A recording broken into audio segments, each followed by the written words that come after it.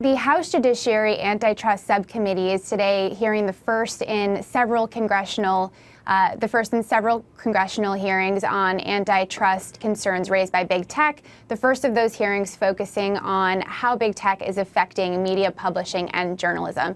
Now, the question, Brian, is big tech becoming too powerful and too big to the extent that it is actually harming the news industry? And anybody using a smartphone can see that via Facebook feed, via Apple News, via Google search, that these big tech companies are distributing enormous amounts of information from news outlets every day, and that is not new. What is new, however, is that until recently, there's been very little scrutiny of what that financial relationship between the platform and the publisher looks like. And the picture that has emerged is one where Google and Facebook, it costs Google and Facebook very little to distribute all of this news content. And at the same time, they are dominating the online ad marketplace. Google and Facebook taken together control a majority of U.S. online ad revenue.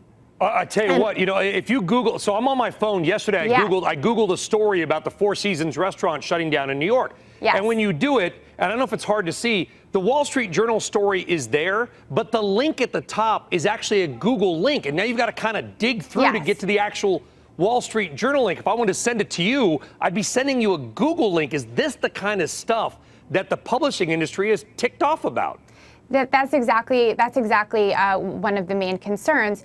One of the groups testifying at today's hearing is called the News Media Alliance, and the News Media Alliance is a trade group that represents some 2,000 newspapers and news outlets across the states and Canada. And just a couple of days ago, the News Media Alliance released this report, a really stunning report, Brian, that outlined exactly what that financial relationship or financial dynamic between the platforms and the publishers, what that looks like. And what the report said was that Google last year alone made some $4.7 billion just via search and Google News from content from news publishers.